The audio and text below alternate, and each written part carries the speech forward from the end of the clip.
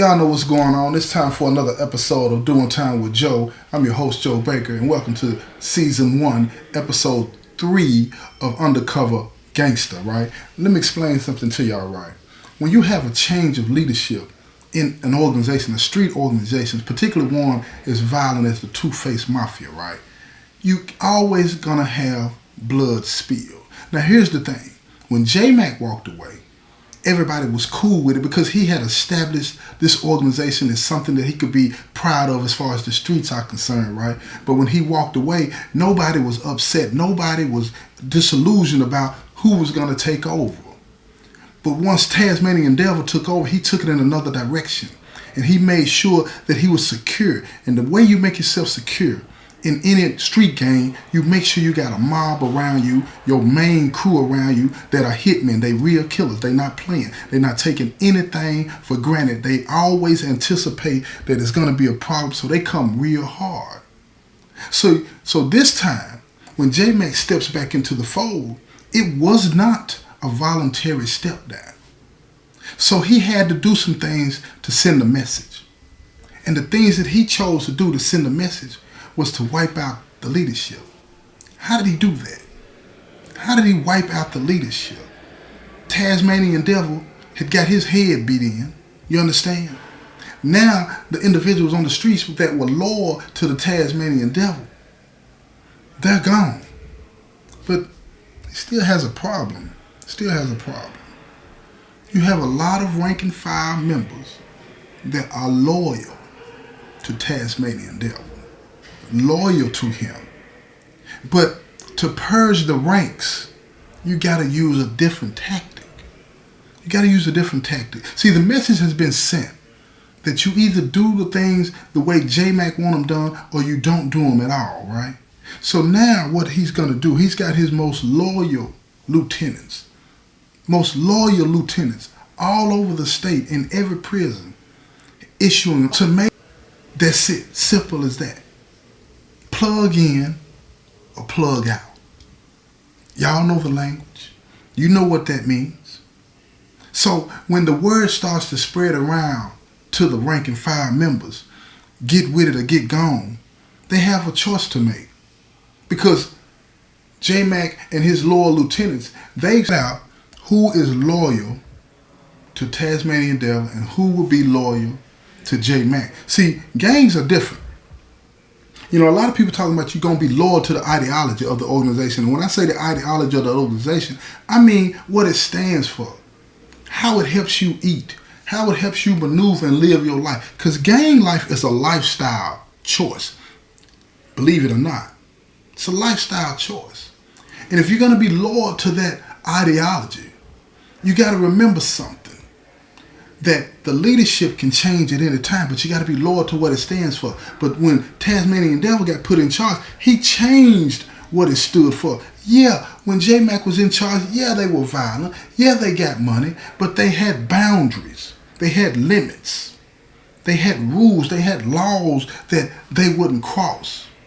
It wasn't do anything for the money. It wasn't like that. But Tasmanian Devil, that's what he was on. And that appealed to a lot of the members. We can do anything we want to as long as we are a part of the Two-Face Mafia. See, he was able to swear how he got down. And he did like Genghis Khan did back in the day. When he conquered a city or a town, he gave those individuals in that town the opportunity to join his movement or die. And that's what Tasmanian Devil did. So he brought a lot of people in that did not believe in structure and rules. And now, because of the violence that came from all of that, J-Mac has been tapped by the warden, by the commissioner, and none other than the governor himself to get it straight. Yeah, I know a lot of y'all don't want to believe that, but a lot of times these agreements are made between the administrations and the gangs. Oh yeah, it's quid pro quo. You help me, I'll help you. Most of the time, you gotta look at it like this, y'all. As long as ain't nobody escaping, they ain't caring about what really happens to a lot of the guys in here. It doesn't matter. As long as you're not escaping. Because the illusion that has to be out is that the public, society is safe. Ain't nobody safe. He was so narcissistic that he believed that I can run everything from here. And he anointed himself the king, the imperial ruler of two-faced mafia. And they didn't care about police. They didn't care about boundaries. They didn't care about anything. And now J-Mac was going to have to use those same tactics. Listen to me. The same tactics that the Tasmanian devil used to establish rule. J-Mac has to use that same tactic, play from that same playbook to break it. And it's going to hurt. It's going to hurt. But see, the governor's looking at TV. He's watching what the people in the communities are saying. They don't feel safe. They want law and order. They don't want to have to stay in the house all the time. They want their kids to be able to play out in the yard. They want to be able to go to basketball games and football games and soccer games and baseball games without having to worry about somebody shooting up the neighborhood. But they can't do that because two-faced mafia, under the Tasmanian devil's rule, don't have no boundaries. He's got problems because he thought by bringing in the new commission and the new warden that these things will be under control. He thought that somebody could just snap their finger, change the leadership, and everything was going to be fine. The long game is everything is going to be fine, but in the short term, it's blood in the streets. So the governor calls the commission. He said, what is going on? We got gang members lying dead in the streets. What is going on? Why are you not taking care of this? You told me that you could take care of this. And the commissioner tells the governor, rest assured that it's going to be taken care of. This is just a short-term thing. And he tried to make the governor understand, but the governor was irate. Most of it was for show. But at the end of the day, he wanted the people to know that he was not playing, that he would not accept what was going on in the streets. He would not accept any of it.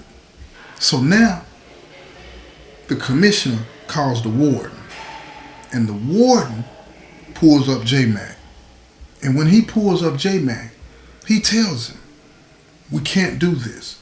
We can't tolerate this behavior. It's an image that we have to put out. Yeah, I know you got things that you need to do in a way that you need to do them, but you need to find a better way and a quicker way to do it. Because if you can't do that, then what good are you to us? That's what he was trying to get him to understand. It's not that easy. There are a lot of individuals that are still loyal to the Tasmanian devil within the ranks. And now he has to purge the ranks. So the warden said, is there anything that I can do to help, to expedite this, to make it less violent? And he told the warden, get out of the way. You can let all the other wardens know at the other prisons that it's going to take some time, but get out of the way. Don't protect nobody. Don't save nobody. Stop letting them come and tell you, snitching to you and telling you things that are going to cause this to be slowed down. Let me do what I need to do. And J-Mac said, if you do that, I assure you that there will be peace in your prisons. It'll be law and order in the streets. But until then, I have to be free to do what I need to do. So the warden looked at him real stern like, and he thought about it and he contemplated and he turned and walked towards the door and he turns back towards him and he thinks about it. He said, look, I understand what you're saying, but you don't have forever to do this. He said, you need to get this done within the next 6 months. J-Mac looked at him. He said, I'll have it done in 3. Just get out of the way. Just get out of my way. And the warden said, you got it. I'll make some phone calls and I'll make sure that nobody is protected. Nobody. But you better get this right, because if you don't get this right, it's not only my butt on the line, it's yours too. And the governor is not playing. Remember, there are bodies in the street that nobody's really paying attention to now because they're gang members. Those bodies can be put on you because I know that you are responsible for that. J-Mac looked back at the governor. He said, just like I'm responsible for that, so are you. He said, so don't play with me. You came to me, remember? So the warden leaves irate. He's pissed off because he just got his card played back on him. He thinks about, do I really have this man under control? Do I really have the leverage over him that I need to have to make sure that he stays in line? And the governor and the warden knew he didn't. He knew he didn't. So he made a call to the commissioner. And he said, I need to meet with you. We need to talk. So the commissioner said, okay, when and where? And he gives them a day and a time and a place. And they meet. And he tells the commissioner, he said, look, we need to make sure that we give him room to do what he needs to do.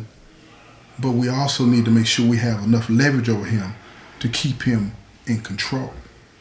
Because if we don't, he might flip this whole thing on us if it gets out of hand. So the commissioner said, I understand exactly what you're saying. He said, we need to make sure we got leverage on him. Yeah. Where's his family at? Because, see, I want y'all to understand something else. See, when you got gangs doing what they do, like the Two-Face Mafia doing what they do, and getting money and running prisons and all this and that, they don't have the power that the wardens and the commissioners have. See, because they got the law behind them. See, so they can get wicked with it and keep it clean. You understand what I'm saying? The law will back them up. So the governor is informed that the commissioner and the wardens all over the state are going to have to step it up a little bit for the next few months. And he agrees with it. He tells them, hurry up though, get it done. We don't have all year to get this done. The people demand it. I ran on it. So the commissioner, he tells the warden, we got the green light. And I'm going to work on making sure that we have the leverage that we're going to need to keep J-Mac in order. We got to keep him in line. Because if he decides that he's going to flip on us and make all of this look like we were a part of it, then we all go down. We can't tolerate that. So they made sure that they knew who everybody in J-Mac's circle was, including his family. So when they would come to visit him, they made sure to introduce themselves to him. See, the family members might not know what that was about, but J-Mac did. He knew. Because when they walked over to the table and showed their faces, they was letting J-Mac know, we know who you love. We know who your people are, and we know where they're at. And once that message was received by J-Mac, he knew that he had to take care of this and he had to keep his mouth shut no matter what would happen, what went wrong. So now J-Mac is purging the ranks. He sends the word out to all of the lieutenants, every prison, tell them to plug in or plug out. You don't have a choice. And you don't give them any time to do it. And the ranks were so full after what Tasmanian Devil did by letting anybody join, even people that were in other organizations come along after they got ran over, that once he purged the ranks, he ran the risk of creating enemies. But he couldn't lay them all down. Y'all understand what I'm saying? He couldn't do that. There's too many of them. So he pushed them away. And in most cases, he pushed them away with a beating. He made sure to let them know two things. One, when he beat them, the membership knew that this is what they would get. Those that chose to stay, this is what they'll get if they try to leave. And the ones that were leaving, he would beat them so bad, have them beaten so bad that they knew, we don't dare cross this man. This man means business. So we need to stay away and don't try to oppose him. Just walk away and be satisfied that you get to walk away with your life. And that's what a lot of people in gangs don't seem to understand. When you walk away, you'll be fortunate enough to be able to walk away with your life. Because everybody knew what J-Mac had done to the leaders under Tasmanian Devil. They knew. But let me tell you something. Something brewing. There's something brewing, y'all. Because see, Tasmanian Devil, they beat him, but they didn't kill him. They got him put away somewhere though, right? They got him put away. Because they cannot afford for that to happen. Don't make him into a martyr. Don't do that. Don't make him into a martyr. Because you don't get to take over like that. Because see, they didn't want the membership to find out that they were in cahoots with the police. They would be deaf to J-Mac no matter who he is. All of his lieutenants, no matter who they are. See, controlling the gang is a psychological thing. You don't control that many people without being in their head. They outnumber you. They outnumber you. You got 120 people in a pod, and you got at the most 5 people in the positions of authority telling all of them what to do. Why would they submit to that? Because psychologically, they need it. And the membership, the leaders, they know that. You indoctrinate them. So J-Mac said, this is what we're going to do. We got some new things we need to learn.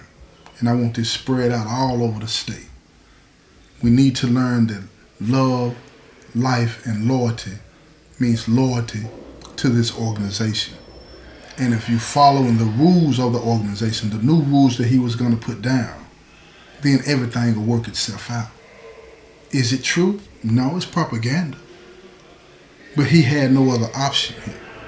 He had to convince them psychologically that the two-faced mafia was the best lifestyle choice for them. That's how this works. That's how these gangs work. You get indoctrinated. You get brainwashed into believing that this is the business. So he put out all this literature talking about love, life, and loyalty, and being subordinate, and what it meant to be non-subordinate, and not following the rules, and all the rules that he laid down about no robbing, no stealing, no killing that ain't sanctioned by the POAs. All of these types of rules that would say this makes you a two-faced mafia member, loyal to the cause, not a renegade like Tasmanian Devil. So there's an excitement that's brewing inside of the ranks where everybody's starting to feel like this thing is real. This is coming together. We are a real movement. So now J-Mac starts to put out things like, he said, we're going to get involved in the community. We're going to get involved in helping people. But at the same time, we're going to continue to sell our dope over here. We're going to continue to run our chop shop operations. We're going to continue to do things, but we're going to also be involved in this. Those members that can get involved in these things that are more suited for these other things, then this is what we need you to be. If you're not suited for the street stuff, that's okay. We got a place for you. And you can do these things, but you still got to be loyal to the organization. You got to be loyal to it. So now they start to develop new handshakes, new hand signals, new codes, a new way of talking, a new way of communicating with each other. And it started to make the membership feel proud about what it is that they belong to. What J-Mac had set out to do, he's starting to accomplish. And all over the state, in all of the prisons, they start to notice, they start to recognize a decrease in the violence.